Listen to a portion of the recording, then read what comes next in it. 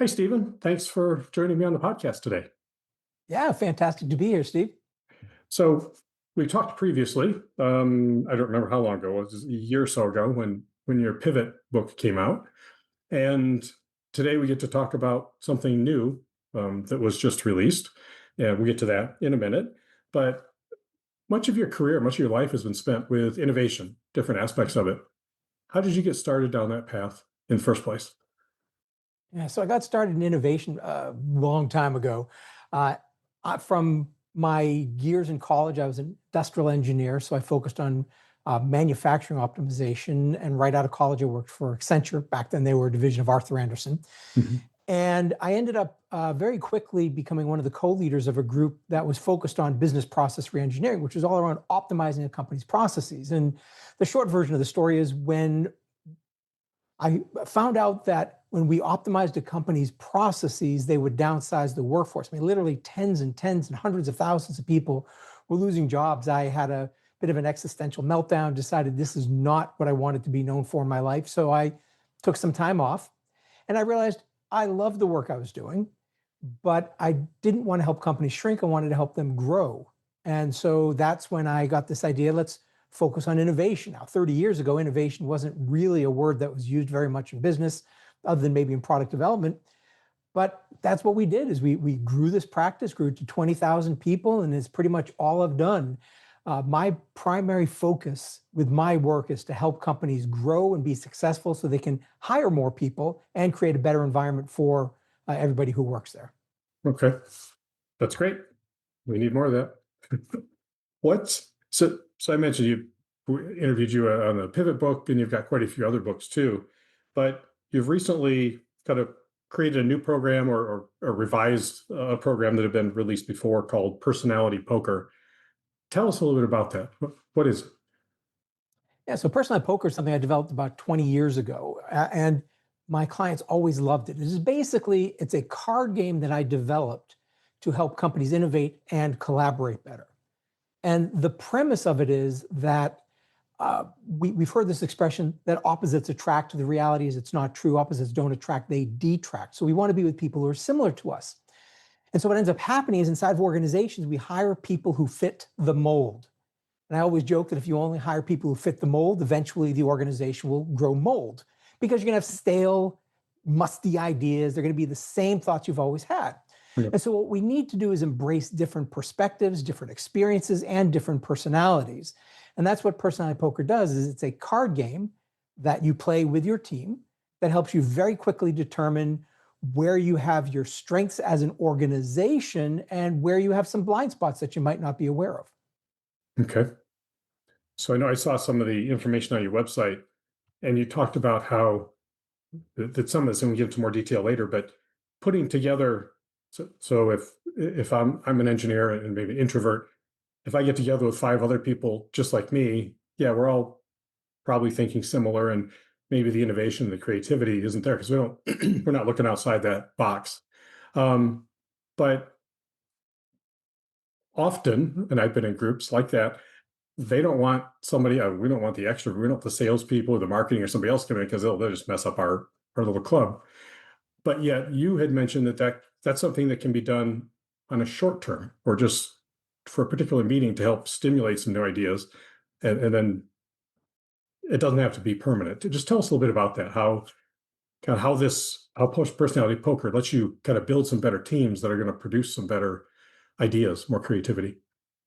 Yeah, so most personality tests are focused on what's your strong suit. That Sure. is, what do you do best?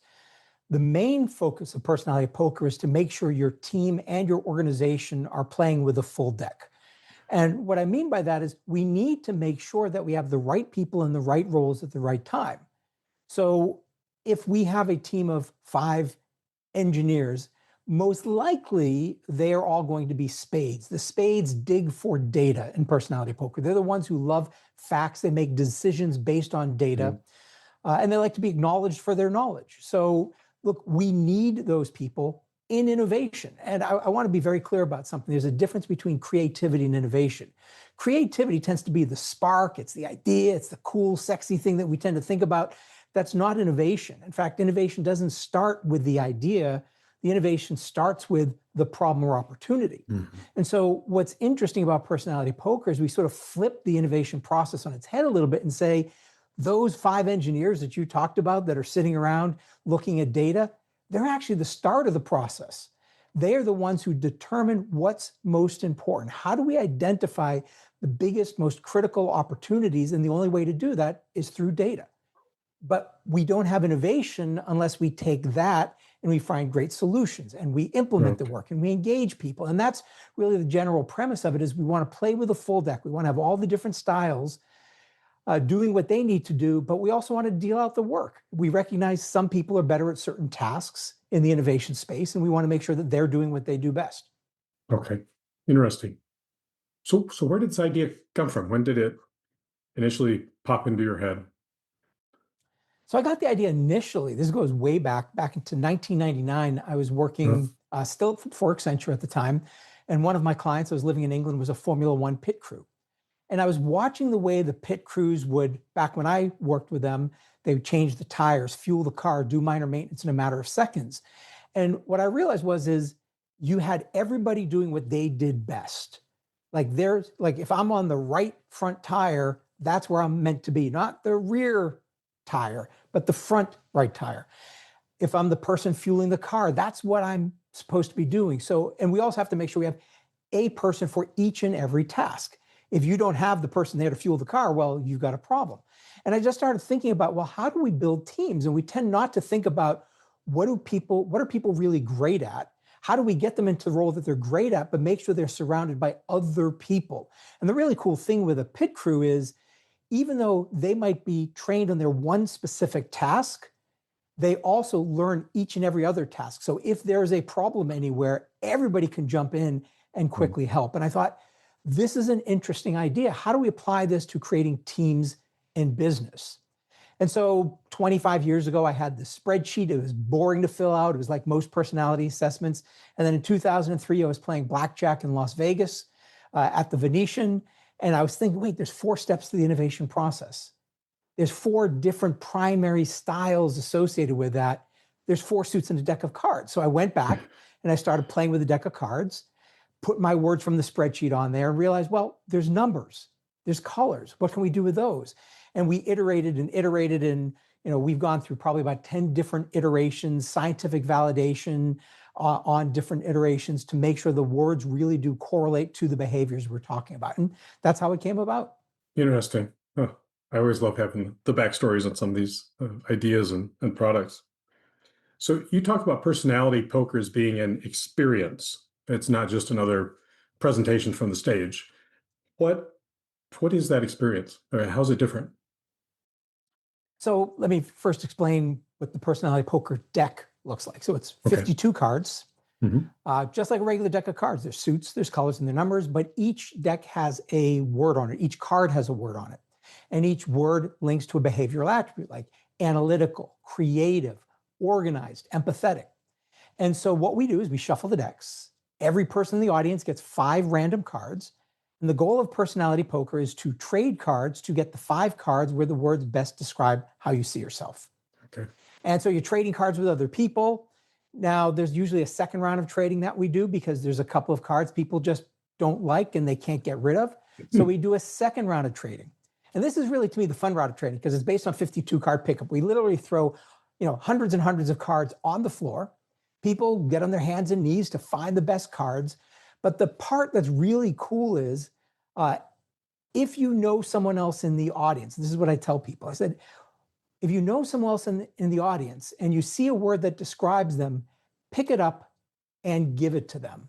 Okay. And this is one of the beauties of personality poker is not only do you get to see how you see yourself, but you also get to see how does the world see me? And they're not always aligned. And there's a lot of things that we do that are beautiful gifting sessions, for example, where if it's a small enough group, we have every person gift a card to someone else. So Hmm. it's just highly interactive. People are moving, there's loud music playing, people are trading. It is, the amount of time I spend on stage talking is probably less than 50% of the speech. Most of the time they're trading or I'm in the audience working with them and we're doing things together. It's pretty powerful. Interesting. So it is experiential. I mean, I've heard other people talk about that. So I'm assuming that this sticks with people a little better than just listening. I know your keynotes are great, but just listening to a speech or something like that, because they're going to remember the card, and it's something physical. You get another sense involved. You're not just sitting in a chair. What kind of feedback have you received from? I think you said you've worked with over 250,000 people who've used personality poker. What's some of the common feedback that you get? Yeah. So I think, especially now, what's interesting is we are in a world where things are becoming more and more digital. And I think as human beings, we crave physicality. So after the pandemic, the rise or re-rise of in-person events, people were hungry to be around Yeah. people. But there's a physical element to personality poker. You're holding cards, and when you leave the event, you take your cards with you. So Mhm. people have taken their. I met somebody recently who was at an event of mine. I think it was like 10, 12 years ago, and she saw me somewhere. She said, "Are you the personality poker guy?" And I'm like, "Yeah." It's like, I have my cards from the session you did with our leadership team a dozen years ago. I'm like, "That's cool." And that's what I'm finding is people 10 years, 12 years, 15 years later are still holding on to their cards. And so you have something to talk about, something to remind you. And again, that physicality, I think, really does change our relationship to it. And the other thing which is different about it is, if you think about most personality tests, you sit in front of a computer and you're analyzing. You're like, is this the right answer? Is this the wrong answer? Even if you're not thinking that consciously, at some level, you're thinking, there's some answers that are better than other answers. When you're playing personality poker, you're laughing, your guard is down. People are gifted, like the most frequently gifted card in the corporate environment is the bossy card. People love giving that card, and actually, people love receiving that card. So we have a lot of fun. We make fun of everybody in the process. And I think that's what makes it really stick, is there's no real labeling. It's just conversation that's so important. Okay. Well, I like the aspect too, where you decide what you think you are, what your five traits are or habits or whatever. But you get feedback from the other people, but you've made that could be kind of confrontational in some other personal development type things I've done. But yeah, you're adding a fun element, and as long as everybody sees it as something fun and educational, that certainly makes it different. So you've worked with lots and lots of teams to do this. What are one or two success stories you've got from some teams, especially where this had some lasting change in the organization? We've done this with hundreds and hundreds and hundreds of organizations over the years. So I have one client that I did an event for. We played personality poker with about 500 people. I think it was about 13 years ago. And I just recently did another event for the CEO of that organization. And I hadn't really talked to him much since the first events. And he came up to me and we talked, and he said, "I just want you to know that on my desk, I have four things. One of them is a deck of personality poker cards. I use it nearly every time somebody walks into my office if they haven't played personality poker." And so we see it becomes part of the culture of Yeah. organizations. We get to see how people start to understand, oh, this person was five red cards. I now understand why they drive me crazy, because I'm somebody who has five black cards. The red cards are the relational. I always say the red cards are the ones who put the fun in dysfunctional, whereas the black cards are a little more rational. They want to know what's going to work, what's not going to work. They Yeah. want the data, the logic, the plans. And so when we start to see those dynamics, it, again, in a very playful way, there's no mean cards in personality poker, because every card that even might look mean, like the anal retentive card, is actually a gift in some respects, because that is what the difference between a Timex and a Rolex. You need somebody who's going to be that obsessive about detail, and we need that inside of organizations. Now, it might drive some people crazy, but at the same time, it needs to be valued. And that's really the key point of personality poker, is it's not just about playing with a full deck, but it's also having a deep appreciation for what each person brings to the team. I always say the person you like the least is the person you need the most.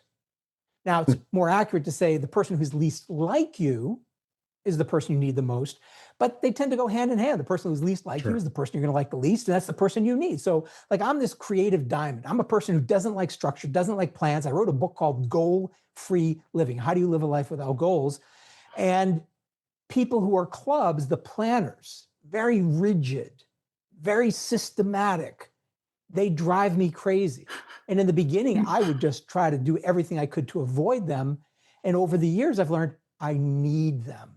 So it's not just having them on the team, but it's having an appreciation for what they bring to the team. And that's Okay. really a big part of this. All right. Does this personality poker work with any type of company, or who's the perfect audience to use this? As long as they're human beings who can read, that's pretty much the only requirement. We've Okay. had people do this with their kids.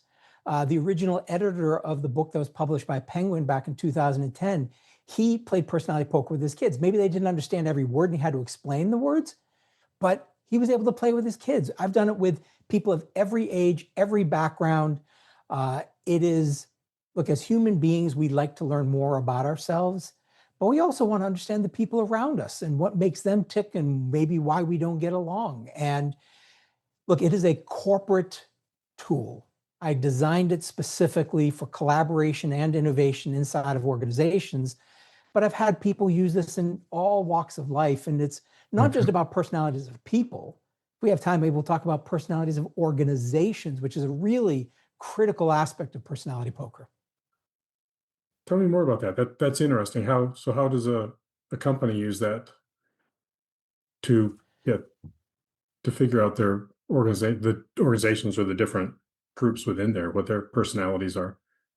Yeah, so culture, from my perspective, isn't the number of people of each suit. So you could have 25% spades, 25% clubs, 25% hearts, 25% diamonds, and still, but that's not the culture.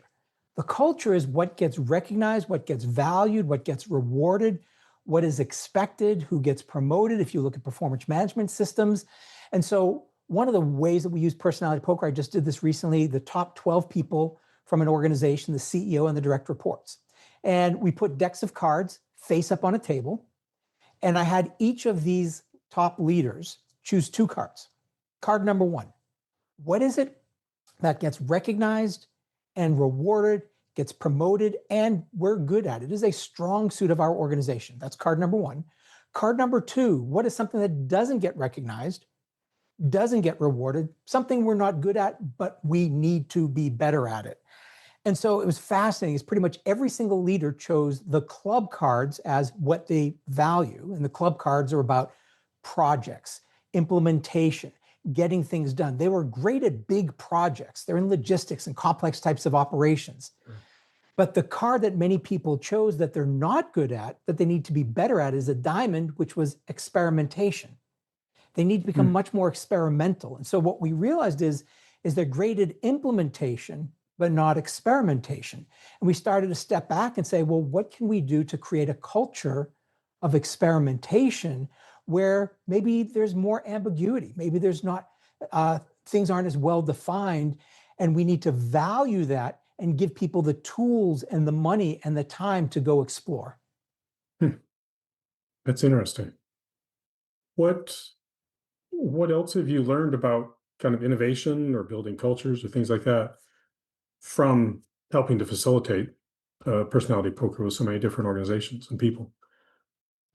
So the concept of personality poker started with the innovation process. So the Hmm. innovation process, again, we talked about this earlier, it doesn't start with the idea, it starts with the problem. And so basically the process is define the problem or opportunity, generate solutions, plan the work, and engage people. Now, it's not as linear as I'm making it out to be, but what we can do is very quickly, if we look at a team, so coming back to your 5 engineers, introverts sitting in a room, we can very quickly determine where there's going to be problems with the innovation process. So if the organization has and values all the suits except for the diamonds, you will have innovation, but it's going to be incremental innovation. You're not going to have any of those breakthroughs. Yeah. If you have every suit except for the spades, you might be coming up with really cool creative solutions that you implement, but they're solving problems nobody cares about.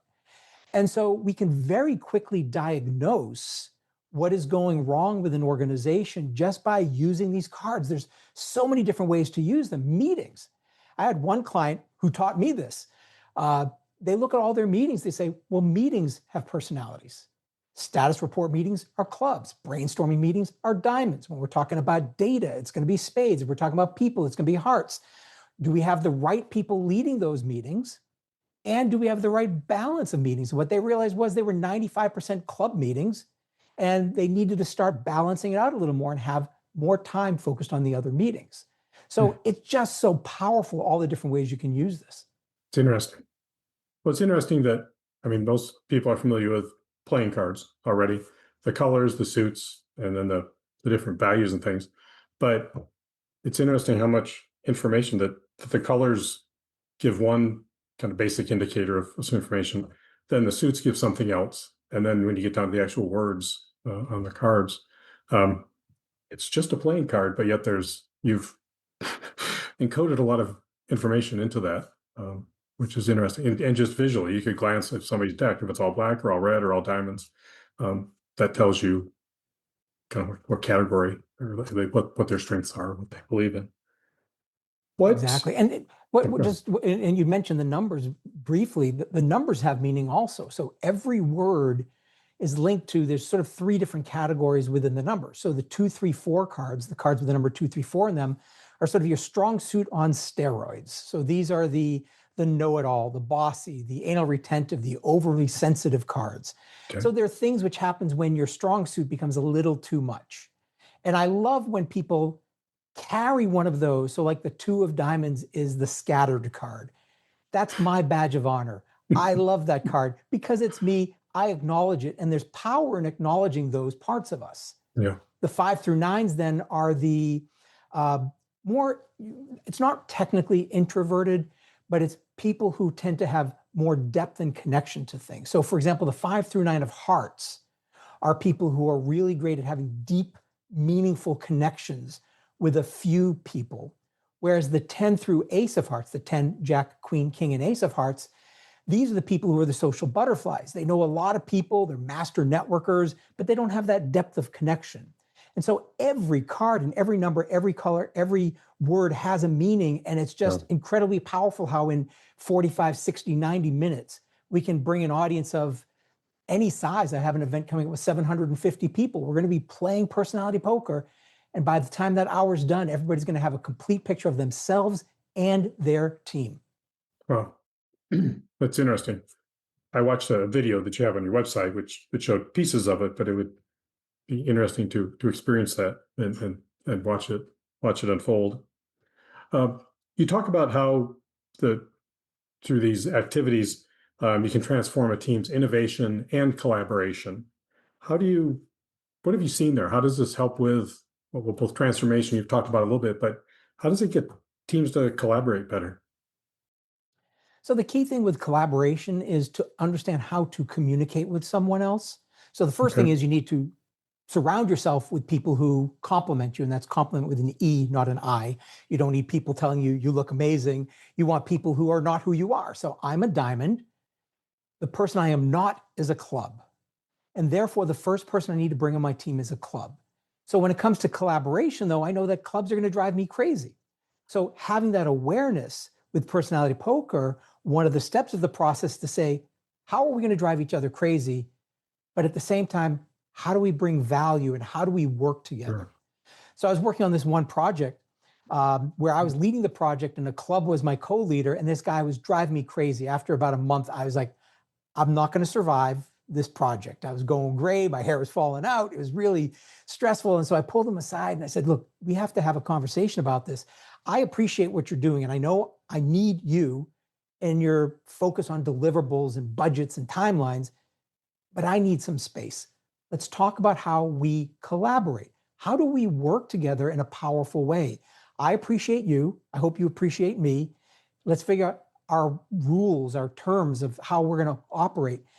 And that one conversation totally changed the trajectory of that project. What we created was probably the single most successful thing I've done in my entire career, Well, even though it was on the track to being a complete failure. So even for me, it turned out to be an amazingly powerful tool. okay. Do you find that the using the cards and going through this experience makes people more open to acknowledging and appreciating, I guess, the others' differences and why you can't just hang out with the birds of a feather that all flock together? Yeah, I do think, first of all, when people have fun together, Sure. even if they're different, they will flock together. And I think that's part of the beauty of personality poker is it is fun. There's loud music, there's laughter. The gifting of the cards is sort of a fun way to tell people, I see you. Maybe I don't see you the way you see yourself. And if I don't see you the way you see yourself, we should have a conversation because sometimes when there's gaps, that's going to be an issue. If I think somebody is, like I was doing work with this one advertising agency where most of the people were diamonds, and this one woman never felt like she fit in.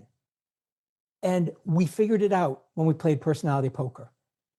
She selected 5 diamonds for herself because she thought of herself as creative, but everybody on the team gave her spades, the analytical people. Well, she was the person doing spreadsheets. She didn't like spreadsheets, but she did them because that's what was being asked of her. And so she wasn't happy. And when people got to see she is creative, maybe in a different way, we got somebody else to do the spreadsheets, and then she was able to do the creative work. And so it's just incredibly powerful, what this simple conversation tool can do to help people better understand themselves and others and create these high performing teams. Okay. How has, since you've been engaged in a lot of these events, with these experiences, how has it changed your perception of you? Wow, it's that's a great question.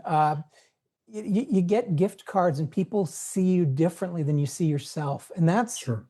it's to me that's always the fascinating thing. So, and this is one of the other things about personality poker, just in general, is that when we see there's a gap between the way the world sees us and the way we see ourselves, that's an opportunity for a conversation. And so Mhm. I know, like when I play personality poker, people give me the sociable cards or the gregarious cards or the outgoing cards, cards that are, the reality is I am incredibly shy. I am incredibly introverted. It is difficult for me to start a conversation. And so I've learned, though, that the world sees me one way and therefore they relate to me that way.